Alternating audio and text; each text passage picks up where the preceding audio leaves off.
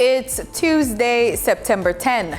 In the headlines, an update on the by-election in the Northeast constituency of St. Anne. In business news, Scotia Group Jamaica increases its asset base. Regionally, Trinidad psychiatrists call for open dialogue on suicide ahead of World Suicide Prevention Day. And in sports, Jamaica's Fraser McConnell speeding through the Nycross season. This is the news on PBC Jamaica. I'm Simone Absalom Gale.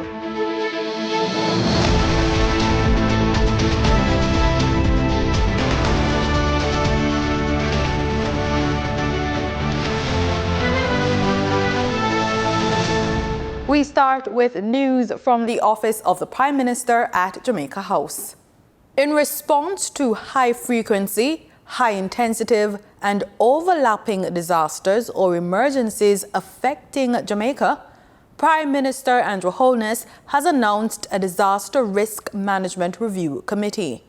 This committee is tasked with strengthening Jamaica's preparedness for disasters and ensuring that we are ready to meet future crises head-on. The DRMRC, that is the Disaster Risk Management Review Committee, will focus on critical areas such as infrastructure resilience, essential services like water, electricity, and telecommunications, as well as medical services and community preparedness. These sectors are crucial in maintaining stability in times of crisis, and any failure in these areas can have widespread consequences. He says the committee includes highly skilled public servants. The DRMRC is led by Major General Anthony Anderson, a public servant with decades of experience in disaster management and national security. The committee also includes Dr. Paris Leawi, Jr., a leader in geospatial technology. It includes Mr. Jonathan Grant, a retired senior public official in the Ministry of Finance, I believe, and Ms. Trudy Deans, a consultant who has been instrumental in initiatives such as the Jamaica Education Transformation Commission. Together, this team brings a wealth of expertise and experience and will guide our efforts to build a more resilient Jamaica. The public is being advised of traffic changes for the nomination day for the by-election in the Northeast constituency of St. Anne tomorrow, September 11. According to the Jamaica Constabulary Force, JCF, the changes will come into effect between 8 a.m. and 4 p.m. Commuters will experience changes in the following areas: Park Avenue and Main Street, St. Anne's Bay; Bravo Street and Park Avenue; Main Street and Bravo Street at the police station; Bravo Hill and Roy Street; King Street and Marcus Garvey Way; King Street and Church Street in the vicinity of the Anglican Church; Church Crescent via Main Street in the vicinity of the Rubis gas station; and Bravo Street and Harbour Street. In addition to the traffic changes, the police has announced restriction on public gatherings due to the by-election. The JCF says no meetings, marches, or motorcades are permitted within 24 hours before the opening of the polling stations. Thousands of Jamaicans who were affected by Hurricane Beryl on July 3 are set to receive cash assistance from the World Food Programme, the WFP, to support their recovery. Head of the WFP Caribbean Multi-Country Jamaica Office, Dana Sasechi, says 11,500 people will receive grants of $20,000, $36,000, and $50,000. The date of the disbursement was not given. Mr. Sasechi pointed out that the cash intervention will prioritize those who suffered the most damage to their homes, and that the assistance will be tailored to the size of the household. According to the WFP executive, Cash assistance will be disbursed through Western Union's national network of more than 230 outlets.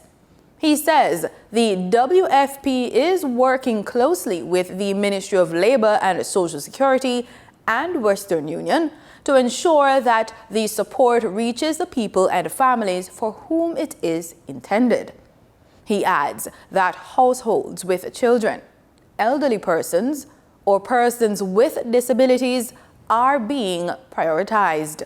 Mr. Shishetti was speaking at a Rebuild Jamaica handover ceremony in Port Maria, St. Mary recently, where Jamaicans whose homes were affected by Hurricane Beryl have been receiving cash grants of $50,000, $150,000, and $400,000 from the government. September is Prostate Cancer Awareness Month. It's the most common non-skin cancer in men and the second deadliest after lung cancer in that group. Reaching men and families with information about prostate cancer risk and screenings is a top priority during Prostate Cancer Awareness Month. Consultant urologist Dr. Belinda Morrison is based at the University Hospital of the West Indies. Let's learn more from her about this disease.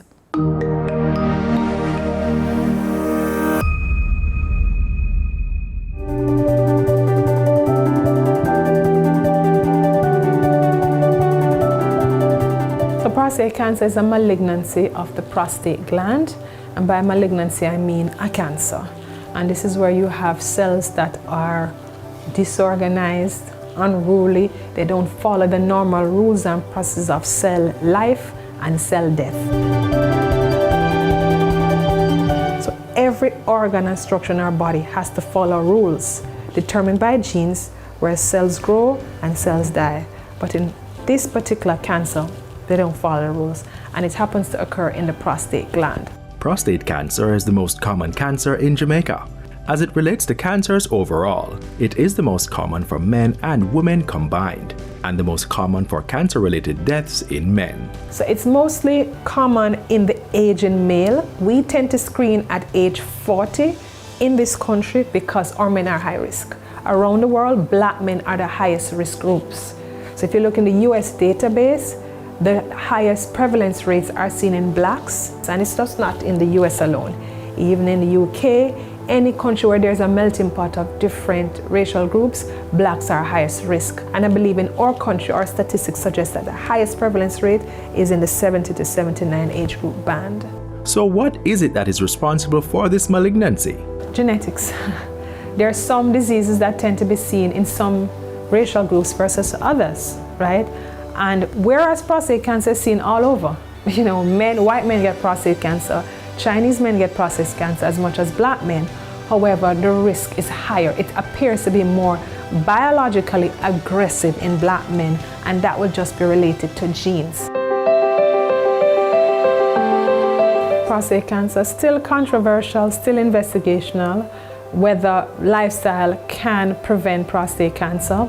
What has the data shown? The data has shown that men who have a generally inactive lifestyle, who have an unhealthy diet, lots of fatty food, lots of processed food, not enough fruits and vegetables, may be at slightly higher risk. And therefore it is suggested that perhaps a lifestyle where one exercises a lot, eats healthier food, has a lot of these cruciferous vegetables, cauliflower, broccoli, cabbage, even at one point in time, lycopenes that are found in tomato, they were the thing. Then these men would have a lower risk of getting prostate cancer.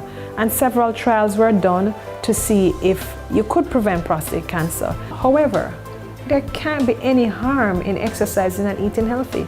So we encourage our patients to do so. How do we know someone has prostate cancer?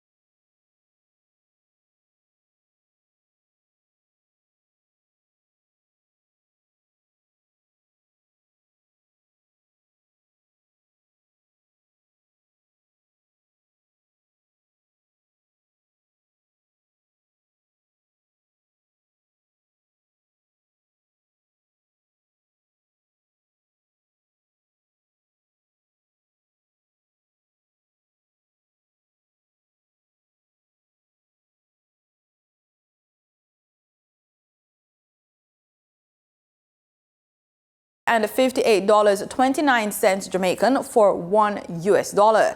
Denise Williams gives us more details in market movements in the world of business in this business report.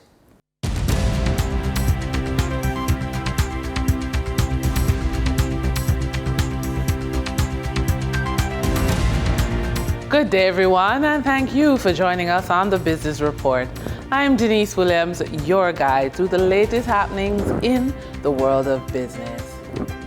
Scotia Group Jamaica Limited has declared a dividend of 45 Jamaican cents per share payable on October 18, 2024 to shareholders on record as at September 26, 2024.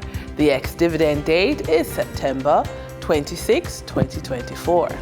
For its recent financial statements, Scotia Group Jamaica says its asset base increased by the end of its third quarter, which closed on July 31. President and CEO of Scotia Jamaica Group, Audrey Tugwell Henry, noted an improved performance of 7.6% over last financial period, or 49 billion Jamaican dollar increase to $692 billion as of July 2024.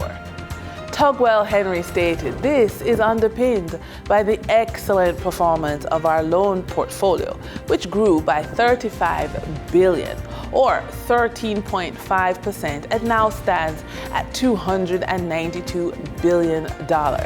And this is net of allowances for credit losses.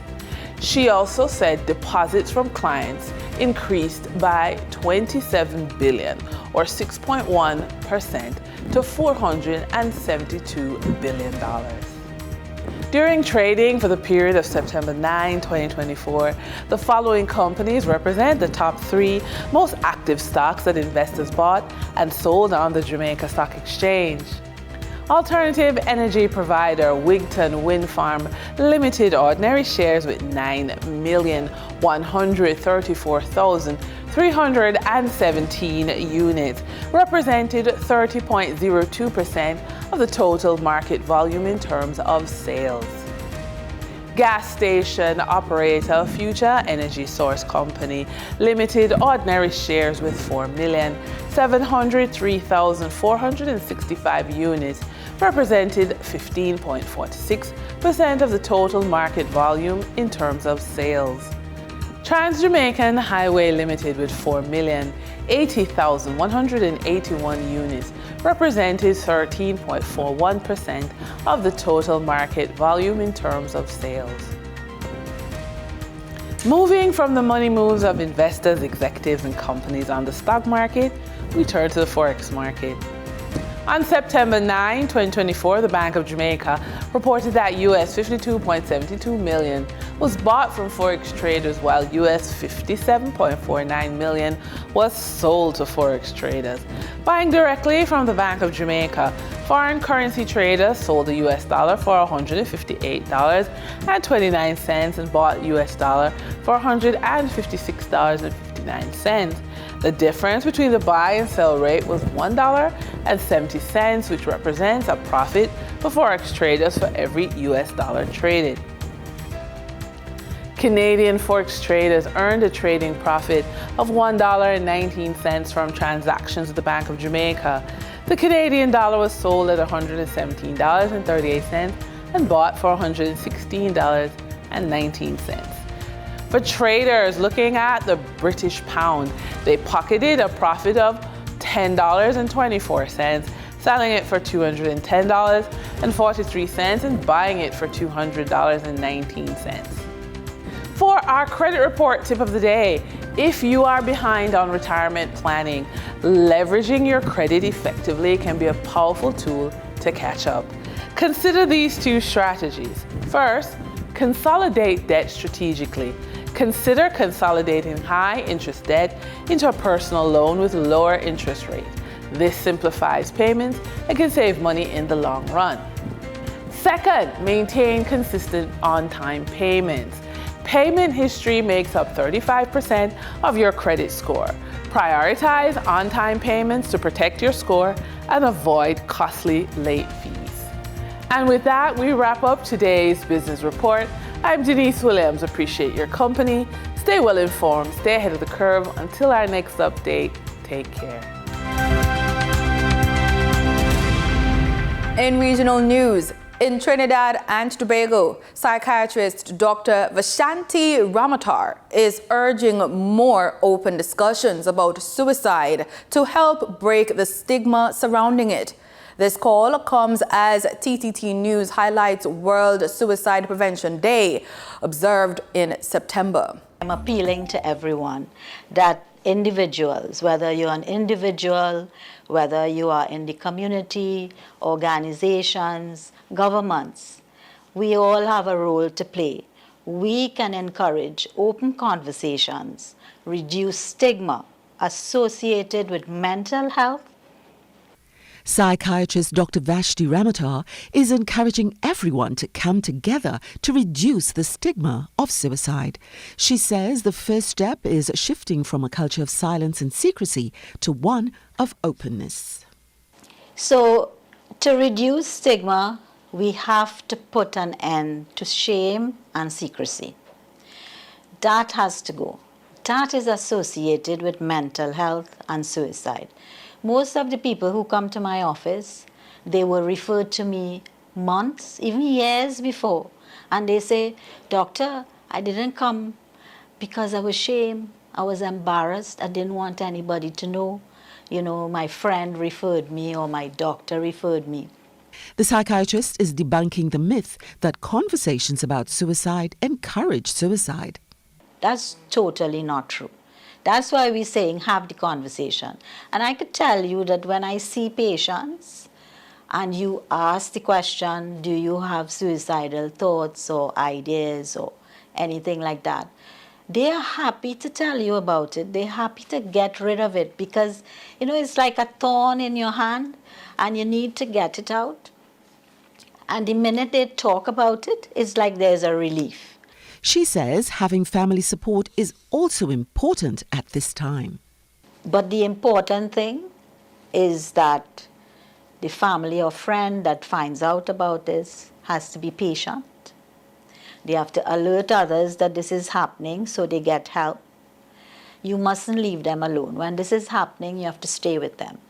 Show care and compassion, express support and concern, ask simple, direct questions, listen.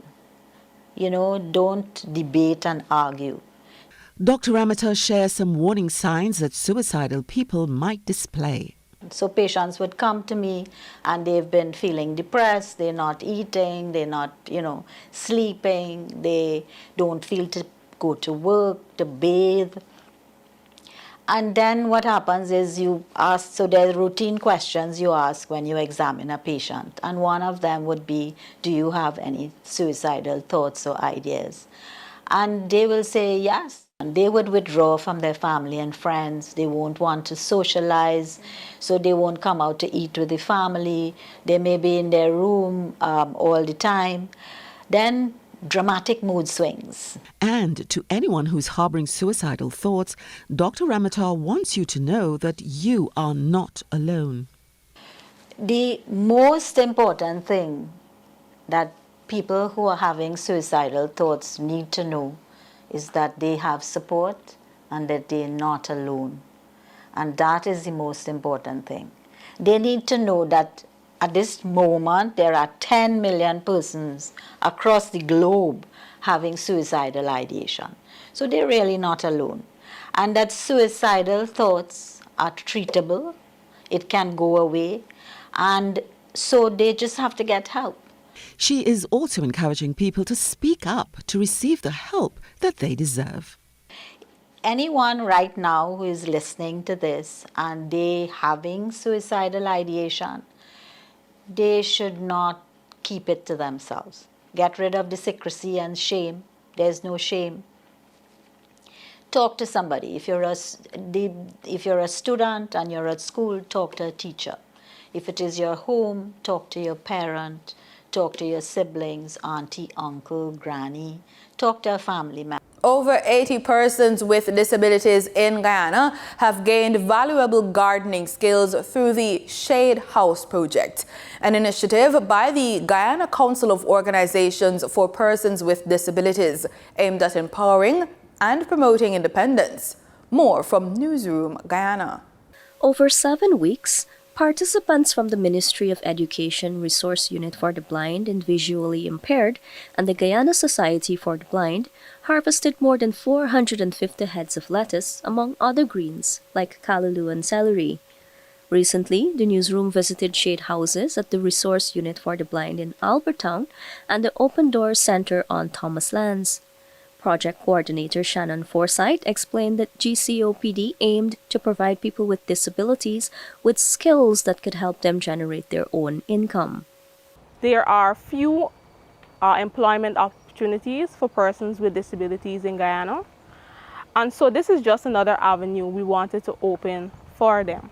So this is both for persons who are students in the special education needs schools, persons who are a part of centers like the Open Door Center, which is for adult students, and we also wanted to incorporate adults who are persons with disabilities, just to give them a new skill, somewhere that they can come out, get some exercise, socialize, because as most people know, gardening is very therapeutic. In addition to the training, participants received hand tools and seeds to practice at home. Many of them can feel their way through so that they can do measurements, dig holes, and plant their seeds on their own. But having someone sighted to guide them along, of course, makes the work easier. This year, 4 shade houses have been constructed at various locations, with a new one planned for Schoonard on the West Bank, Demerara. It's good for persons with disabilities to be exposed to different skills, have different experiences. In Guyana especially, they're often closeted at home. They don't have as great exposure as the students in the traditional schools. So it's very good for them to have this experience. And for those persons who, for example, are blind and visually impaired or have a physical disability, and they gain that disability late in life, it's good for them to come out and know that, they can still make a contribution to society. They can still do something for themselves, even though they have this disability now. This initiative is part of the Climate Resilient Actions for Food Security for Persons with Disabilities program, implemented by the United Nations Development Program and funded by SGP Guyana and the Global Environment Facility. For the newsroom, Talisha Ramnarain. In sports, we start with motorsports as Jamaica's Fraser McConnell moved into second place in the overall championship standings. This after a dominant display during the opening of 2 rounds of the Nitrocross season at Richmond Raceway on September 7 and September 8. McConnell performed well in all events and secured a third-place finish in round 1. For the second round qualifiers, he secured the top qualifier position and then won the semi-final, earning himself pole position in the final. McConnell now sits on 107 points in the standings, just 11 points behind Erickson and 4 points ahead of defending champion Robin Larson, going into round 3 and 4 in Utah on October 5 and 6. We look to football now as Trinidad and Tobago's senior men's footballer Kylie Ovray is calling for fans to back them up ahead of their crucial round CONCACAF Nations League match against French Guyana this Tuesday at Dwight York Stadium in Tobago. With the Trinidad and Tobago senior men's football team having lost their opening CONCACAF Nations League match 4-0 at the hands of Honduras, the Soca Warriors are now in Tobago where they are preparing and looking for an instant response against French Guyana. TNT forward Kylie Ovray mentioned the need for a positive result. We know it's an important clash and that we need to get a positive result because the last game unfortunately didn't go in our favor, but now it's to bounce back and we're playing at home. So this is a good opportunity to pick up 3 points. I think it depends on the game, but being at home is always an advantage because you have your fans supporting you and you have extra energy to keep on going. And last year we played in Tobago and the fans showed up, so I expect the same this year. We need the fans to really back us up. I think that's something that we're really going to need, extra support. Uwe said he's came a long way since making his TNT debut and shared his thoughts on his team's 4-0 defeat against Honduras. I think they have more experience because when you're first entering the international stage, there's plenty of things I don't understand about the intensity, the different demands, whereas now I have a better understanding for it, so I feel that I'm able to have a better approach. What we could take from it is that it was the first match, so sometimes it's better for you to get a hard slap the first game and then be able to regroup and say, all right, let me figure this out so that we could be better prepared for the next matches. But I trust in this group. Uwe added that the team needs to draw on their previous experience in the Nations League that saw the Soca Warriors reach the quarter-final stage. The most important is that we build on what we did last season, as in we made it to the quarterfinals. So we know that we can do it. We know that we have the quality to do it. So when I say that I believe, it's because I truly do, and it's to build on that. Yeah, I think both competitions are very important, and every match is an opportunity for us to show that we have improved and to get a win. So I think that both competitions are important. Obviously the World Cup qualifiers will be the pinnacle. I'm hoping that the fans come in numbers, so I really want the stadium to be packed. First to have that 12th man advantage, and then from the players is to lay it all out on the line and to get a win. That is very important. The match is set to take place at the Dwight York Stadium at 7 p.m. Adrian Lazar, TTT Sport.